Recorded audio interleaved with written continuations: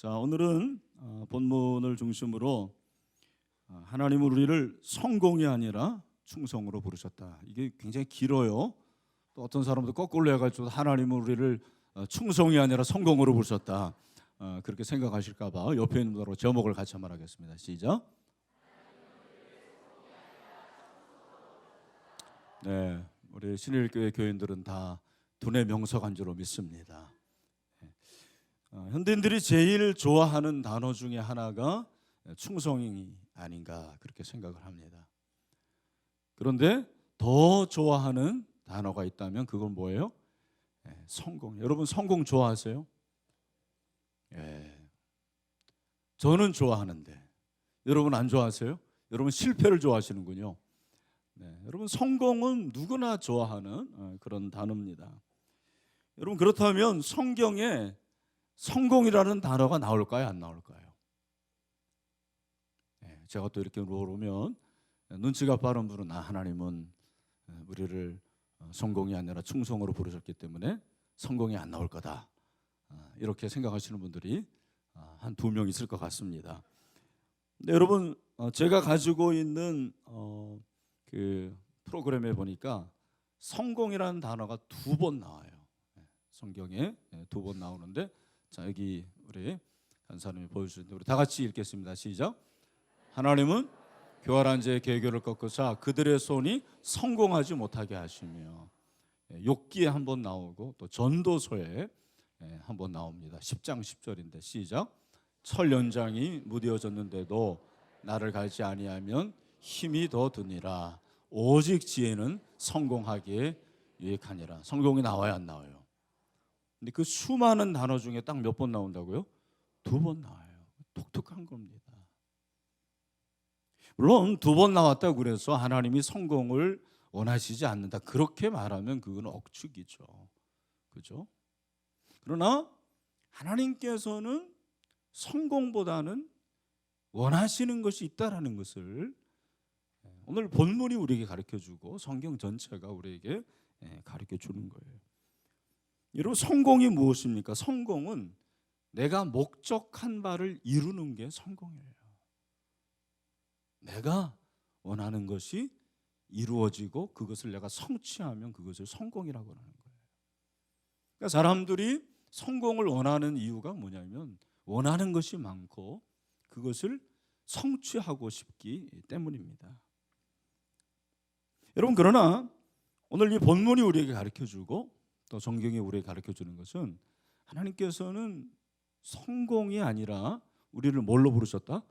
충성으로 부르셨다. 할렐루야. 충성으로 부르셨다라는 거예요. 여러분 이 본문을 우리가 너무나도 잘 아는데 달란트 비유죠. 달란트 비유. 제가 19절부터 읽은 것은 14절부터 18절 말씀은 여러분이 너무나도 잘 알기 때문에 어떤 사람이 주인이죠. 주인이 타국으로 가면서 종들에게 각각 5달란트, 2달란트, 몇 달란트? 1달란트를 맡깁니다. 그리고 떠나는 거예요. 근데 여러분 그렇게 5, 2, 1달란트를 주었을 때 어떻게 합니까? 5달란트 맡은 사람은 또 2달란트 맡은 사람은 똑같이 16절을 한번 보십시오.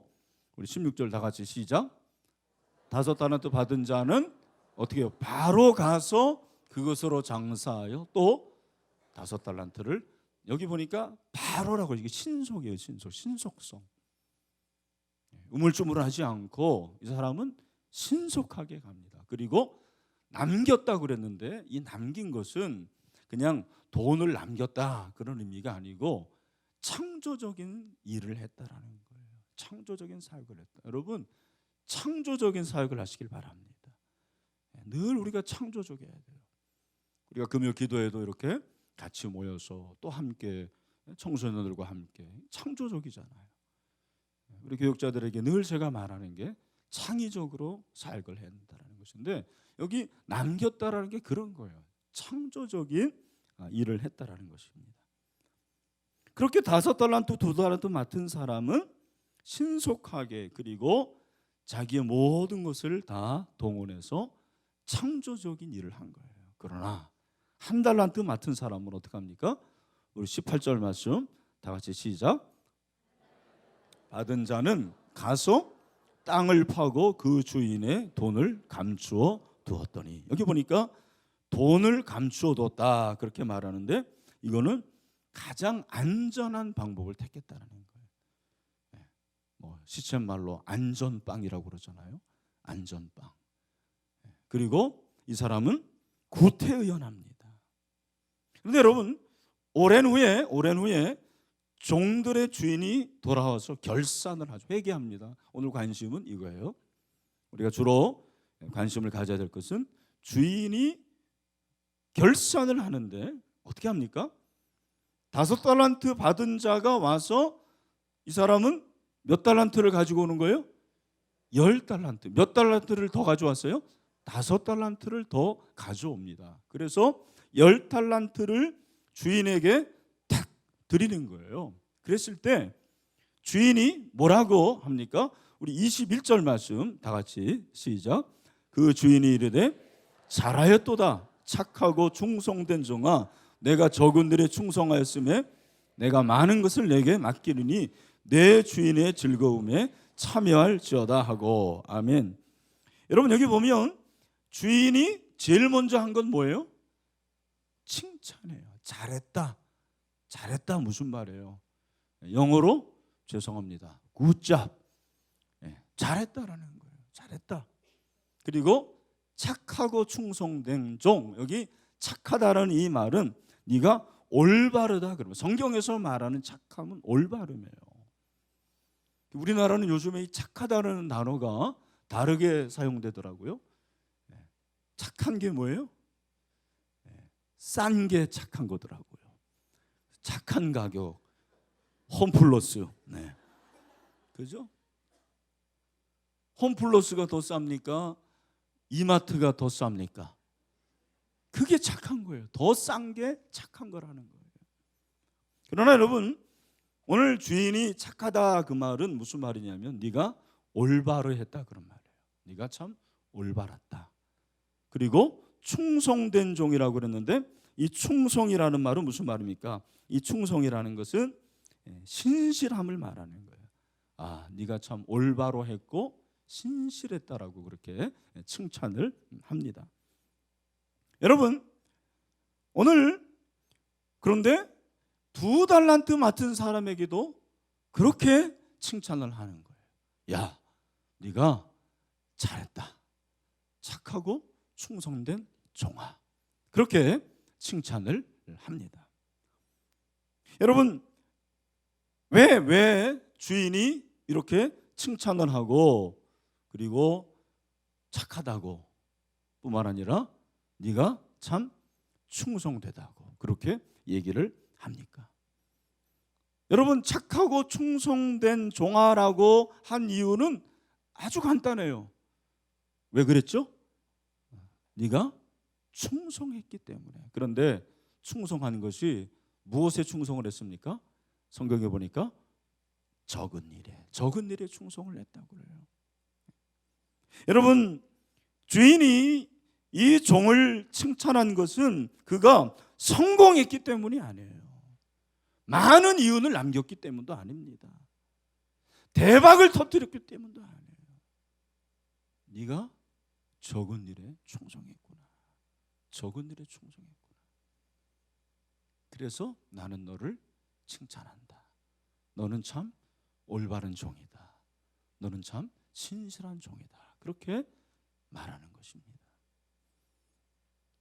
저는 이 말씀을 너무 잘하는 말씀인데, 설교를 준비하면서 네가 적은 일에 충성했다라는 이 표현을 제가 접하는데 마음이 먹먹하고 감동이 되는 거예요. 적은 일에 충성한 것을 주인이 그렇게 알아주는구나. 적은 일에 충성한 것을 칭찬하시는구나.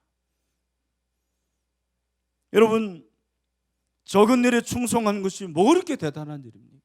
진짜 적은 일인데.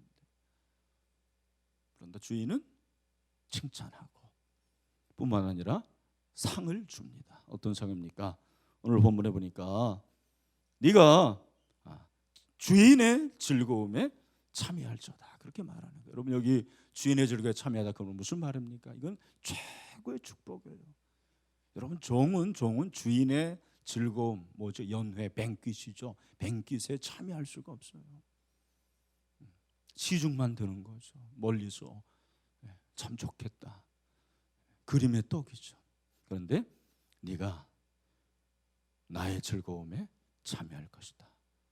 뭐예요? 종말론적으로 어린 양의 혼인잔치에 참여할 거다. 그리고 너는 천국의 즐거움에 동참할 것이다. 그렇게 칭찬을 하십니다. 여러분, 그런데 한 달란트 받은 자에게는 주인이 뭐라고 합니까? 여러분 한 달란트 받은 자는 주인에게 와서 하는 말이 24절부터 25절이에요. 자, 제가 한 달란트 받은 종처럼 한번 말해보겠습니다. 한 달란트 받았던 자가 와서 이르되 주인이여 당신은 굳은 사람이라 심지 않은 데서 거두고 해치지 않은 데서 모으는 줄을 내가 알았으므로 두려워하여 나가서 당신의 달란트를 땅에 감추어 두었었나이다. 보소서 당신의 것을 가지셨나이다. 말이 길어요. 말이 깁니다. 그냥 가져오면 되는데 내가 이래 했습니다. 변명을 늘어놓습니다. 종이 말이 기니까 주인도 어떻게 해요? 말이 깁니다. 그죠? 그래서 여러분 주인이 뭐라고 대답을 합니까? 26절부터 굉장히 긴 얘기를 해요. 그 주인이 대답하여 이르되 악하고 게으른 종아 나는 심지 않은 데서 거두고 해치지 않은 데서 모으는 줄로 내가 알았느냐.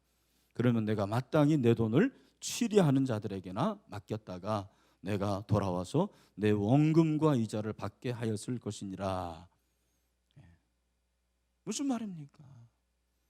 네가 만약에 한 달란트도 남기지 않고 그렇게 땅에 묻을 거라면 내가 뭐하러 너에게 돈을 맡겼겠니? 어떻게 하면 되는 거예요? 차라리 이자를 주면 여러분 오랜 후니까 원금에 이자가 붙었을 거 아니에요. 그러면 적어도 한 달란트 이상의 돈을 주인이 받았을 거예요. 내가 차라리 그렇게 했지 뭐하러 너에게 한 달란트를 맡겼겠니? 라고 그렇게 주인이 말씀을 하십니다. 여러분 오늘 우리가 이 말씀을 보면서 주인이 한 달란트 받은 사람에게 뭐라고 말하는지를 잘 봐야 돼요. 뭐라고 말합니까? 26절 우리 같이 다시 한번 읽겠습니다. 시작. 그 주인이 대답하여 이르되 악하고 게으른 종아. 아까 5달란트 2달란트 맡은 종에게는 뭐라고 그랬어요? 착하고 충성된 종. 그런데 한 달란트 그대로 남긴 그죠? 그 종에게는 뭐라 그런 거예요? 악하고 게으른 종이라. 그렇게 말씀을 하십니다. 정반대예요. 그러면서 한 달란트를 빼앗아 10달란트 가진 자에게 주라 그렇게 말합니다. 고대에서 이것은 주인이 더 이상 자신의 종으로 인정하지 않는 것을 말하는 거예요. 그리고 쫓겨남을 당하는 거죠. 다른 주인에게 가야만 했습니다. 팔리든지 쫓겨나야 했습니다. 여러분 왜 한 달란트 맡은 사람이 이렇게 했을까요? 왜 한 달란트를 가지고 땅에 묻었을까요? 여러분 이 질문에 대한 답은 굉장히 많아요. 그러나 오늘 성경에서 우리가 그 답을 찾아볼 수가 있다고 생각합니다. 왜 그랬을까? 그 이유가 저는 14절에서 찾아봤어요. 14절 말씀 우리 14절을 다 같이 한번 읽겠습니다. 시작. 또 어떤 사람이 타국에 갈 때 그 종들을 불러 자기 소유를 맡김과 같으니. 여러분 이 말씀을 그냥 볼 게 아니죠. 그 주인이 타국에 갈 때 그 돈을 누구에게 맡기는 거예요? 종에게 맡겨요. 물론 그 당시에 은행이 없었을 거예요. 그러나 은행 같은 역할을 하는 그런 기관이 분명히 있었을 거예요. 그럼에도 불구하고 왜 이 주인이 종들에게 그 달란트를 맡깁니까? 여러분, 그 이유가 무엇인지 아십니까? 종들을 신뢰했기 때문에 그런 거예요. 종들을 신뢰했어요. 한 달란트 맡은 자도 신뢰했고, 두 달란트 맡은 자도 신뢰했고, 5달러 맡은 자도 신뢰했어요. 여러분, 신뢰하니까 돈을 맡기죠. 아무에게 맡기는 게 아니죠. 맡길만 하기 때문에 맡기는 것입니다. 그러나 여러분, 중요한 것은 이 종은 그 사실을 몰라요. 아, 내 주인이 나를 신뢰하는구나. 내 주인이 나를 얼마나 마음에 두고 있구나라는 걸 몰랐어요. 여러분, 이 한란트를 맡은 사람은 주인의 마음에는 아랑곳하지 않고 꽂힌 게 뭐냐면, 왜 나는 한 달란트라는 거, 왜 나는 하나냐, 비교합니다. 열등감을 갖습니다. 우리는 한 달란트 그러니까 굉장히 작은 것처럼 생각해요. 여러분, 한 달란트 굉장히 작은 거죠. 1이니까 여러분 1도 없다고 그러잖아요. 그죠? 여러분, 한 달란트가 얼마인지 아십니까? 한 달란트가 제가 가지고 있는 주석을 살펴보니까 금으로 34kg이에요. 이 부분에서 여러분 굉장히 와 그래야 되는데 금이 34kg이라니까요. 여러분, 집에 3g 있어요, 금?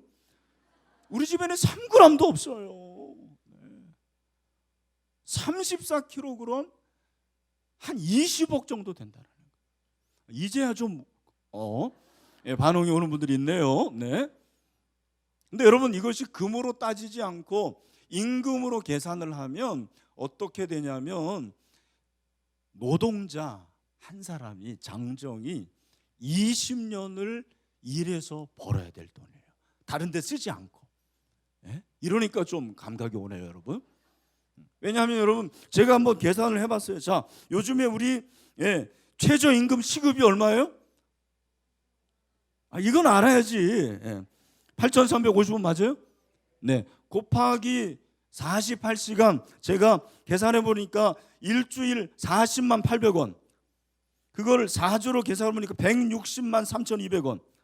곱하기 12개월 하니까 1,923만 8,400원. 거의 2천만 원이에요. 그거를 20년 해야 되니까 얼마예요? 4억 정도가 되는 거예요. 4억을 줬어요. 여러분, 그 4억을 이 사람은 어떻게 여긴 거예요? 하찮게 여긴 거예요. 야, 이거 4억. 아니, 쟤는 보니까 20억을 받았네.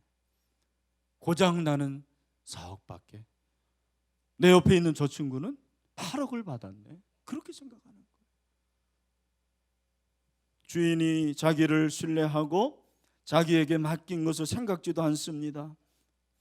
그리고 여러분, 이 사람은 주인의 마음도 몰랐고, 그리고 자기의 재능을 몰랐어요. 여기 보면 주인이 각각 그 재능대로 그랬거든요. 주인은 알았어요. 주인은 그 사람들의 재능을 알았습니다. 그런데도 불구하고 한 달란트 맡은 종은 그것을 유용하게 사용하지 않았습니다. 여러분, 저는 오늘 이 본문에서 이 주인이 5달란트 맡은 종에게 하는 칭찬과 2달란트 맡은 자에게 한 칭찬이 글자 하나도 틀리지 않다는 것을 발견했어요. 네, 우리 간사님이 한번 보여주실 거예요. 21절과 23절을 여러분 한번 보세요. 자, 틀린 거 있으면 나한테 말해보세요. 있어요, 없어요? 한 글자도 틀린 게 없어요. 똑같습니다. 5달란트를 남겼든 2달란트를 남겼든 주인의 관심은 숫자가 아니었어요. 뭐예요? 그가 어떻게 했느냐가 주인의 관심이었다는 것을 우리에게 말씀을 하고 있습니다. 무엇입니까? 그가 얼마나 충성했느냐가 관심이었지 성공했느냐가 관심이 아니었다라는 것을 우리에게 말씀을 하십니다. 결과가 아니라 과정입니다. 성공이 아니라 충성입니다. 여러분, 이것은 오늘날의 경영학으로 봐서는 전혀 틀린 셈법입니다. 왜? 여러분, 오늘날의 경영학은 최소한의 비용을 들여서 최대한의 효과를 얻어야 돼요. 그러나 여러분, 이 말씀을 보면 2개를 남겼든 5개를 남겼든 거기에는 의미가 없습니다. 얼마나 남겼냐라는 거예요. 주인은 얼마를 남겼느냐가 관심이 아니었습니다. 어떻게 남겼느냐가 관심이었어요. 어떻게 남겼느냐. 급히 가서 창조적인 일을 통해서 남긴 것에 주인의 관심이 있었다라는 것을 우리에게 말씀을 하고 있습니다. 여러분, 마찬가지입니다. 하나님은 저와 여러분이 성공하기를 원하는 그런 마음을 가지고 계시죠, 물론. 그러나 하나님이 저와 여러분을 부르신 것은 성공이 아니라 충성이라는 것을 믿으시길 바랍니다. 여러분, 성경에 나온 사람들을 보십시오. 한결같이 충성된 자들이었어요. 여러분, 충성된 자 하면 누가 생각나는지 모르겠는데 모세가 생각이 나지 않습니까? 여러분, 모세는 충성된 자였습니다. 히브리서 3장 5절에 보니까 뭐라고 그랬어요? 우리 같이 한번 읽어보죠. 시작. 또한 모세는 장래에 말할 것을 증언하기 위하여 하나님의 온 집에서 종으로 신실하고. 여기 보면 하나님의 온 집에 있는 것은 무슨 말입니까? 이것은 그가 어느 곳에 있든지 그런 말이에요. 개역 성경에 보니까 이렇게 돼 있어요. 또한 모세는 장래에 말할 것을 증거하기 위하여 하나님의 온 집에서 사환으로 충성하였고, 하나님의 온 집에서 어느 곳에 있든지 그는 충성했다라는 것을 우리에게 말씀하고 있습니다.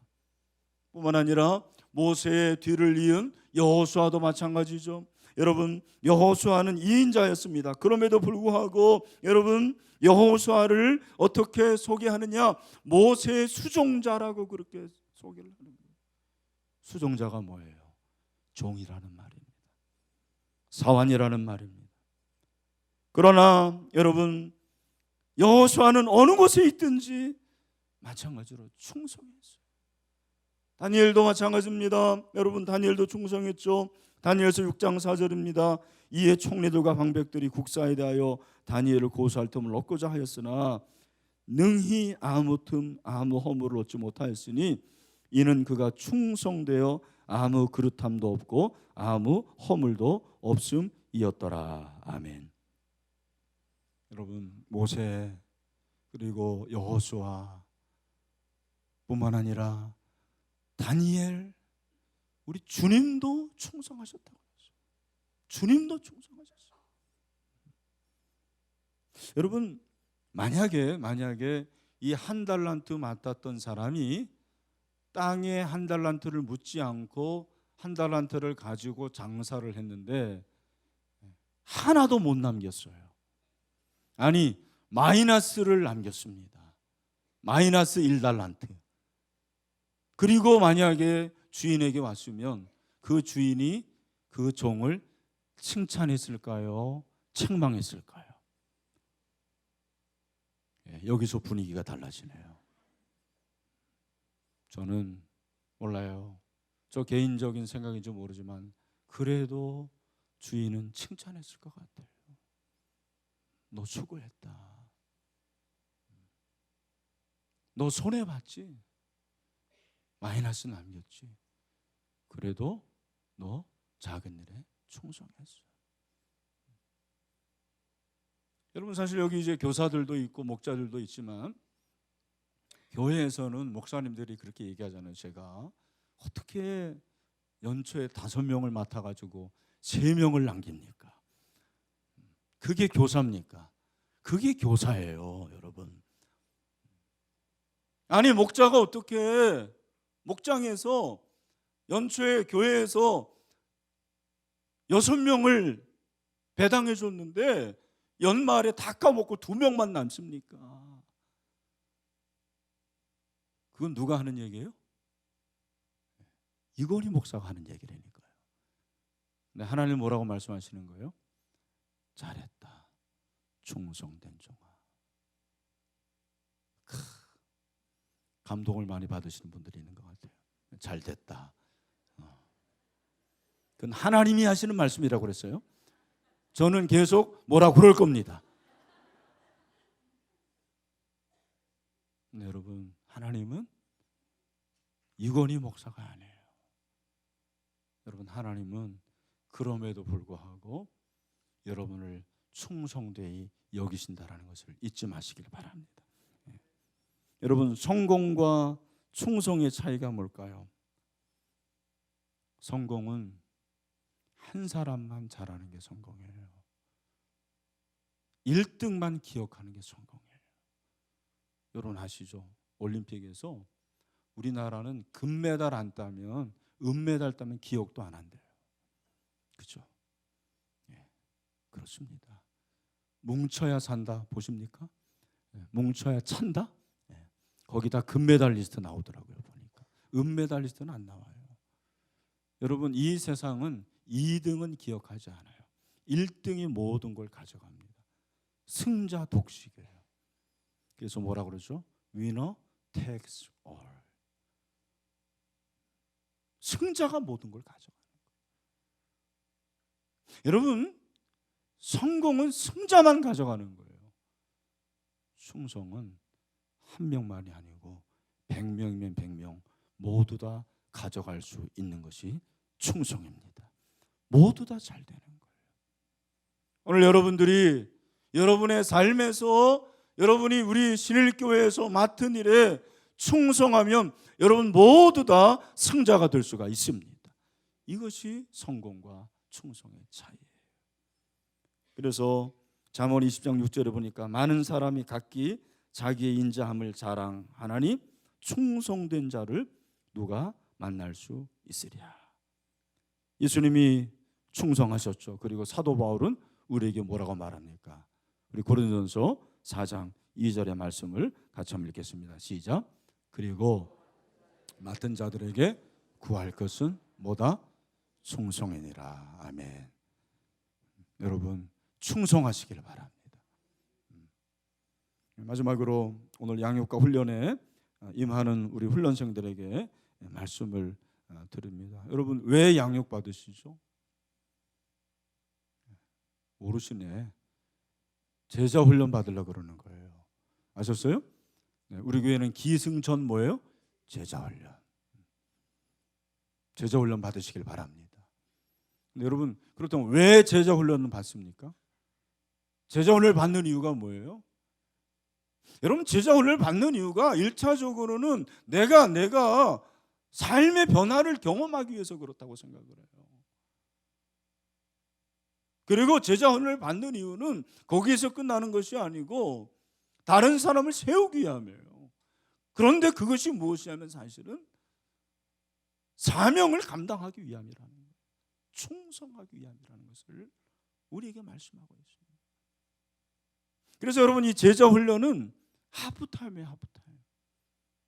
우리 훈련생들 이번 여름에 방학 때 하프타임 읽었잖아요. 여러분, 하프타임이 얼마나 중요한지 몰라요. 제가 텔레비전을 보면서 한 번은 축구 전반전과 후반전 사이에 하프타임을 보여줬어요. 제가 그걸 한번 봤는데 놀랐어요. 완전히 전쟁터입니다. 그 감독이 얼마나 거기서 후반전에 대해서 얘기하는지 몰라요. 다 정신을 차리더라고요. 하프타임인 거구나. 여러분, 우리의 남은 인생이 얼마인지 몰라요.